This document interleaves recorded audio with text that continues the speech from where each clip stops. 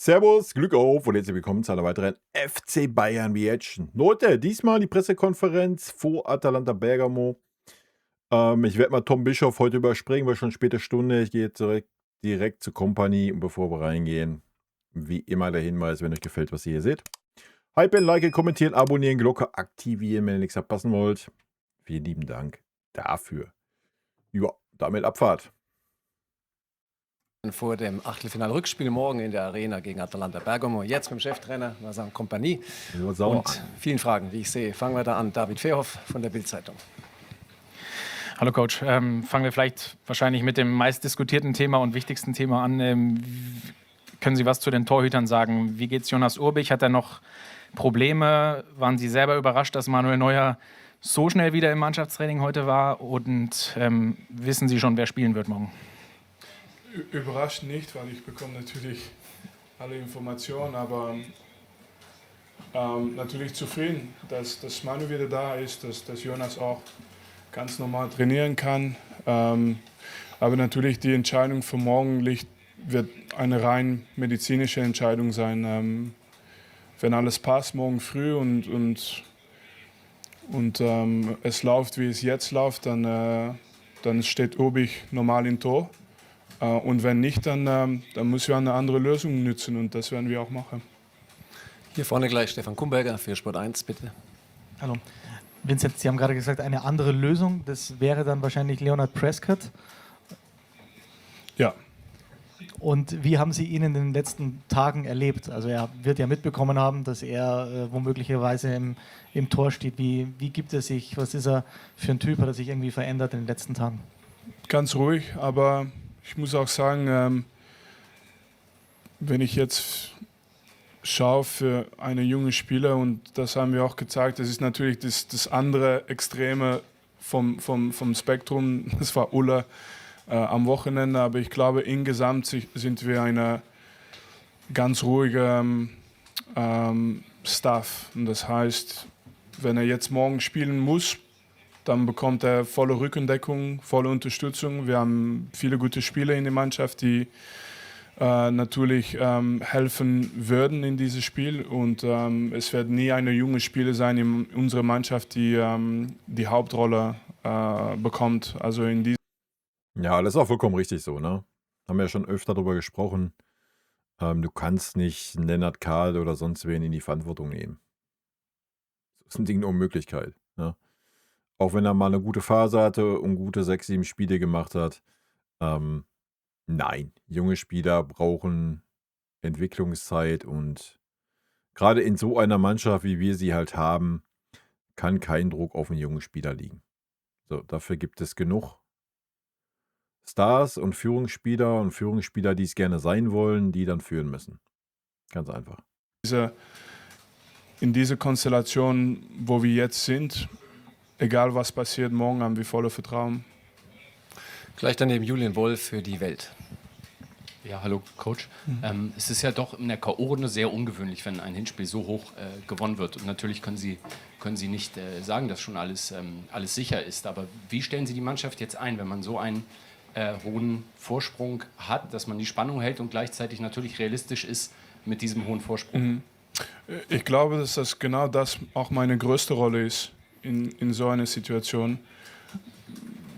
Ich will das natürlich vorleben, aber letztendlich müssen wir das auch zeigen auf dem Platz. Aber ich kann schon ein paar Gründe nennen, warum das so wichtig ist für uns. Also zum Ersten, wir haben 75.000 Leute, die sich die Mühe geben, zum Spiel zu kommen, So die sieht's Mannschaft aus. unterstützen wollen. Deswegen ist es schon ein ganz, ganz wichtige Basis, die du bringen musst. Und das ist einfach diese Arbeitsbereitschaft, diese Laufbereitschaft, diese Spielfreude hoffentlich werden wir auch zeigen.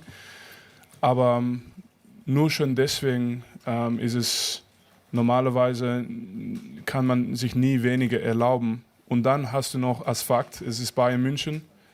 Wir haben uns jetzt so viel Mühe gegeben, auch um dieses Momentum zu bekommen. Ich fand das Spiel gegen Leverkusen auch eigentlich positiv in was für eine Geschichte unsere Saison haben kann. Aber dann musst du natürlich bestätigen. Und das musst du morgen machen, das musst du gegen Union Berlin machen. Und deswegen haben wir nicht viel Raum, um einfach zu locker in dieses Spiel reinzugehen. Will ich überhaupt nicht. Und ja, dann habe ich schon ein paar Sachen. Dass er das nicht will, ich denke, da sind wir uns alle einig, wa? Die Frage ist, wie der ein oder andere Spieler damit umgeht. Ja. Genannt. Aber mein größtes Vertrauen in die Mannschaft, ich habe die Spiele gesehen in Freundschaftsspielen. Sie haben das gegen Salzburg gesehen, sie haben gegen Lyon gesehen in die Vorbereitung, gegen Tottenham gesehen in die Vorbereitung. Wir spielen keine Freundschaftsspiele. Und es gibt immer Spannung. Und wenn es nicht über die Ergebnisse ist, dann ist es über die Leistung, weil die Leistung letztendlich wird die Jungs auch in die Konkurrenz einen Schritt nach vorne bringen. Auch in Reihe 1 Marc Gabel für RTL. Hallo Herr Kompany. Sie haben gerade über Ihre Mannschaft gesprochen. Jetzt ist es ja fast oder nahezu unmöglich, einen 5-Tore-Vorsprung in einem gegnerischen Stadion aufzuholen. Wie erwarten Sie denn, dass Bergamo dieses Spiel angehen wird? Gnadenlose Offensive, blind? Gnadenlose Offensive, dann scheppert es aber ganz schnell 2-3 Mal und dann ist der Bums durch. Das Anrennen, wie stellen Sie Ihre Mannschaft ein? Und genau das ist sehr, sehr schwierig einzuschätzen. Ich glaube, dass nur der gegnerische Trainer diese Frage beantworten kann. Ja.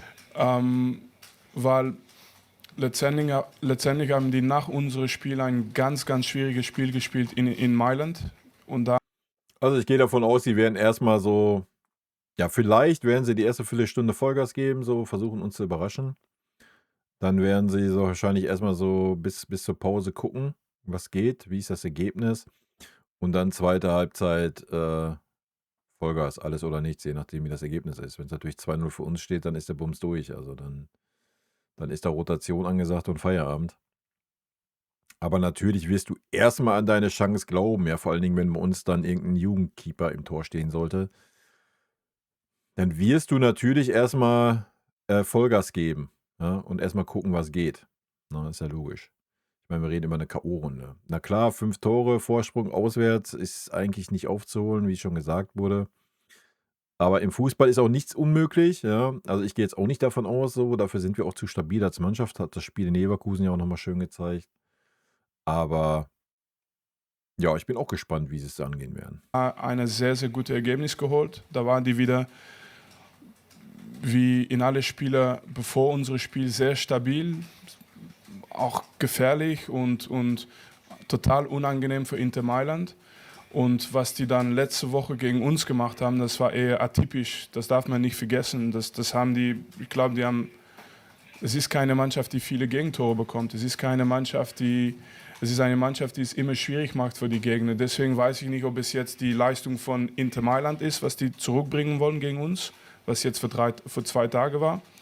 Oder ob die was total anderes machen wollen, damit die vielleicht trotzdem in die ersten 20 Minuten was bekommen. Keine Ahnung. Ja. Aber wir werden auf beide vorbereitet sein. Das ist wichtig zu sagen.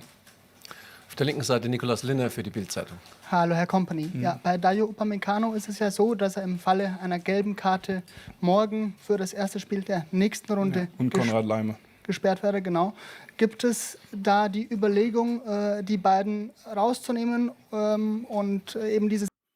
Natürlich gibt es die Überlegung. Also kannst du mir nicht sagen, dass du nicht überlegst. Conny Leimer sei mal dahingestellt, obwohl das natürlich gerade auch wichtig ist, wenn unsere Außenverteidiger immer wieder wegbrechen. Aber ein Opa, gerade auswärts möchtest du einen Opa sehr wahrscheinlich gegen Real Madrid schon auf dem Platz haben, denke ich, oder? Also Risiko mal gucken, nicht was er anzugehen sagt. oder nochmal mit Ihnen zu sprechen, dass Sie da besondere Vorsicht walten lassen, falls Sie doch spielen sollten. Ja, im Moment ist es schon eine logische Überlegung. Ja. Also, Alles andere wäre auch gelogen, Alter. Ja, deswegen, ich gehe nicht davon aus, dass Opa spielt. Also Minja wird spielen mit Tar. Da bin ich 100% safe. Und sehr wahrscheinlich kannst du davon ausgehen, dass ein Bischof für einen Conny Leimer spielt und dann in der Zentrale halt Leon und Pavlo. Ja. ich sehe es nicht mal als in dieser Situation darfst du in diesem Moment auch, hast du nicht so viel Wahl. Ich meine, wer würde das nicht überlegen? Ja, eben. Es wäre eine Farce. Überleg mal, Du hast einen 5-Tore-Vorsprung und du stellst einen Opa und einen Konrad Leimer auf und beide kriegen gelb und sind gegen Real Madrid gesperrt. Machst du ja nicht. Die Leute halten dich ja für dumm. Es ist einfach, wie es ist. Fakt genau. ist, wenn die sitzen morgen draußen gelbe und Karte wird- bekommen, sind die im nächsten Spiel gesperrt. Aber trotzdem, ich will sagen, falls es notwendig ist, dann ist es halt so und da gibt es auch keine extra. Das ist schon klar, ne? Wenn dann, keine Ahnung, Minjay verletzt oder sonst was oder so, dann muss natürlich ein Opa spielen. Also ich meine, das sind alles auch gestandene Spieler, die sollten auch irgendwie klarkommen und gucken, dass sie keine gelbe Karte kriegen. Weil lässt er zur Not halt mal einen Spieler laufen, anstatt ihn zu faulen, ist ja alles gut. Aber wenn es nicht nötig ist, dann werden die erstmal draußen sitzen. Gedanke. Reihe 2, Carrie Hau für Logisch. Sky, bitte. Ja, hallo Coach, wie geht's Jamal Musiala? Am Donnerstag wird ja auch Julian Nagelsmann den DFB-Kader bekannt geben. Haben Sie mit ihm Austausch? Was ist Ihre Empfehlung mit Blick auf diese Länderspielpause? Würden Sie Jamal Musiala gerne hier behalten oder darf er mit? Ja, ich werde mit Julian auf jeden Fall mal telefonieren. Aber mit Absicht habe ich heute Morgen nicht gemacht. Dann kann ich sagen, das ist noch nicht passiert und schauen wir mal, was da rauskommt. Aber ich glaube, wir haben das Gleiche vor. Ne? Also beide, wir haben die gleiche Interesse. Wir wollen alle eine topfitte Jamal Musiala zurückbekommen. Wenn Jamal für FC Bayern leistet, dann wird er auch für Deutschland leisten. Und wir müssen das jetzt nur vernünftig hinbekommen, damit wir Jamal wieder auf sein bestes Niveau kriegen. Das wird passieren. Das ist eine Sache der Zeit. Aber ich glaube, egal was kommt aus dem Austausch, das wird immer, wir haben die total 1:1 die gleichen Prioritäten. Stefan Kumberger für Sport 1. Vincent, was machen Sie heute Abend um 21 Uhr? Schauen Sie Fußball schauen, ja. Manchester City gegen Real oder schauen Sie nochmal Bergamo irgendein altes Spiel an oder wie sieht der Abend aus? Nein, von Bergamo kann ich nicht mehr Spiele noch anschauen heute an. Also ich bin schon fast bei UEFA-Pokal gegen Leverkusen wieder gekommen. Nein, mehr Spiele von Bergamo kann ich nicht mehr sehen. Ich habe schon so viele gesehen. Und deswegen werden wir Champions League schauen. Es ist ein bisschen abhängig, was die Familie entscheidet. Wenn die Konferenz schauen wollen, dann ist es halt so. Aber trotzdem freue ich mich auf diese Champions League Abend. Dann in der letzten Reihe, bitte, ja? Hallo. Ab morgen gibt es ja wieder Streik im öffentlichen Nahverkehr. Fürchten Sie, dass vielleicht weniger Fans zum Spiel kommen, dass es vielleicht einen späteren Anpfiff gibt? Was geben Sie den Fans auf den Weg? Nein, wir haben noch nie weniger Fans gehabt und deswegen ist es immer für uns Priorität, dass einfach alle gesund zum Stadion kommen, gesund wieder heim und das ist das Wichtigste für mich und ich hoffe, dass wir diese Fans, die sich die Mühe machen, um dahin zu kommen zum Spiel, dass wir auch ein richtiges Fußballspiel anbieten können. Also Das wäre das Minimum, ja. das haben wir vor, auf jeden Fall. Gleich daneben, ein italienischer Kollege, bitte. Ist gut. Buongiorno mister Giorgio Dusi di Bergamo News. Monte. Ja. Ok.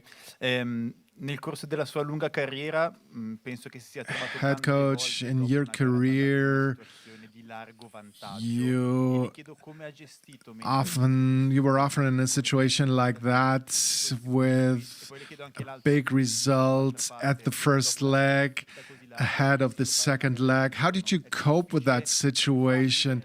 And how difficult is it to prepare for the second leg? I mean, you're right, it's happened before and it's not Ja, der gerade schon auf Deutsch erklärt, die Frage. the first time, but the second game is always more difficult because especially now as a coach, you realize even more how important it is to put the focus on, like, to be honest, I don't want to be talking about the first game. I don't care, it's over. It's a club that doesn't like to lose, so that's the biggest guarantee I have on performance, not result, but performance is that I know the players know that. You know, it's much better to go into the international break with 2 wins than not, and we are prepared to sacrifice a lot to achieve that. Perfektes Okay, Schlusswort, noch ein oder? Fragewunsch? Sehr gut. Fühle ich. No, nicht der Fall? Grazie. 3, 2, 1. Grazie. Ciao. Bis morgen. Danke, Vinny. Ciao. 3, 2, 1. Jetzt bin ich schon runtergezählt bei uns. Leute, rot-weiße Grüße gehen raus. Habt eine schöne Restwoche. Hoffentlich morgen schöne Spielchen. Ich denke, wir werden den einen oder anderen gezwungenermaßen auf dem Platz sehen, weil ja 4 Leute schon ausfallen, war. Aber das schauen wir uns im Taktikfuchs an. Leute, vielen lieben Dank für eure Aufmerksamkeit. Haut rein. Bis dann. Tschüssi.